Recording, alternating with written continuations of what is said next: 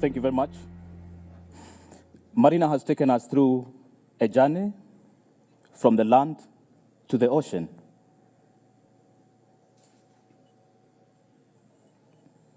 It is a time to dive into the ocean and discover what is under the beautiful blue waters. But first, I would like to tell you an inspiring story about myself.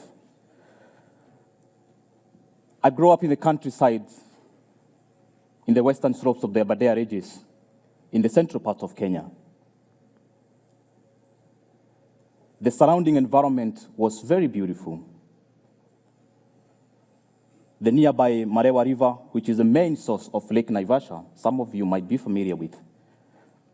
The beautiful forest birds, the shy black and white Corobus monkeys entertaining us with their speedy jump from tree to tree. This experience is so fresh because it is what introduced me to the love of nature. And even it's more interesting because 2 days ago, I celebrated my 40th birthday. And I took a moment to reflect about my journey, growing up in my village, heading out to the busy street of Nairobi, and then transitioning to Wageningen University almost 7 years ago, and conducting research that is well connected with today's theme, blue transition. But some of you, or many of you in this audience, are wondering, why is it important for us to think or care about sustainable future? I'll tell you why. Our oceans are made of unique ecosystems, and one of these ecosystems is coral reefs. Coral reefs are world's most diverse biodiversity that support the livelihood of the coastal community with nutrient sources from the subsistence fishes and ecotourism activities. However, 50% of coral reefs are already dead,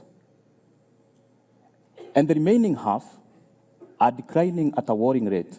And if no action is taken, 80% of the remaining living corals may disappear by 2050. What does that mean? This jeopardizes the future of over 3 billion people who are highly dependent on these marine and coastal resources. And even more, over 200 million people who are directly or indirectly employed in these marine fisheries and tourism sector. Well, I'm not here to give you a story of doom, because there is hope.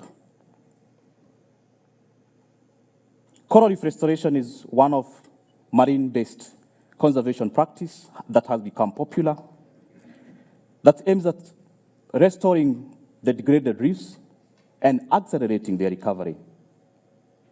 This practice has created bright spots all over the world where enthusiasts, marine scientists, local communities are actively involved in this very young science of reef restoration.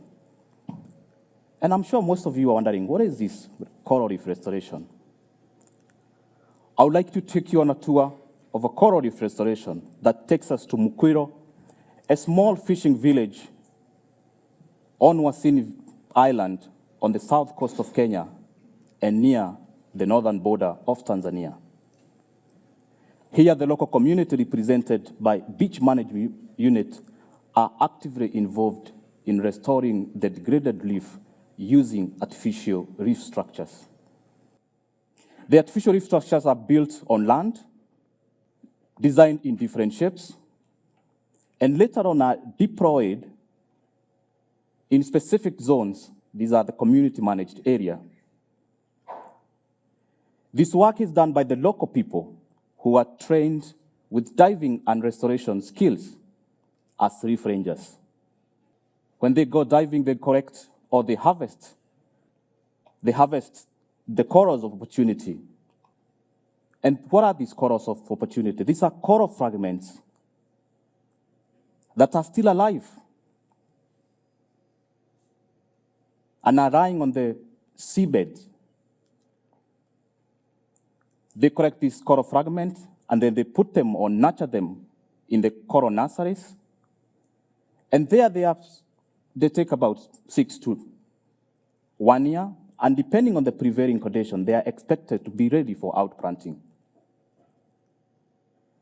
They are outplanted to the artificial reef structures, and they are expected to create an amazing artificial reefs that will attract new fish species and marine life, and eventually creating nice spillover effect for subsistence fishers and even more diving sites for tourism or ecotourism activity. It is within this coral reef restoration project that my PhD research is anchored in, looking into the societal or social dimension of coral reef restoration. And in our recent finding, we've been able to identify different categories of stakeholders who are involved in this process. As you can see in this graphic, whereby we have the government who are critical in making the policies and registrations. We have the funding agencies that are very important in creating or in providing financial support. We have the knowledge and research institute that are important in creating knowledge through research and providing technical skills. We have the tourism and business community that are important in providing the goodwill. We have the civil society organization, the local and international NGOs that are key in lobbying and advocacy. And of course, we have the critical local community who are the host. It is even more intriguing because over time, the involvement of this engagement has changed over time, complemented by diverging but even converging expectations and motivation. What has this created is it has created a complex stakeholder network and interaction. What does this interaction mean? It means the communities or the stakeholders can be able to act together towards marine stewardship for the bright future. But the findings do not stop here, because the ocean will continue facing big threats. But what do we need to do to achieve that blue transition future? We can at least do 3 things. 1, we must ensure that there is inclusiveness among the stakeholders, because this is what brings about the sense of belonging.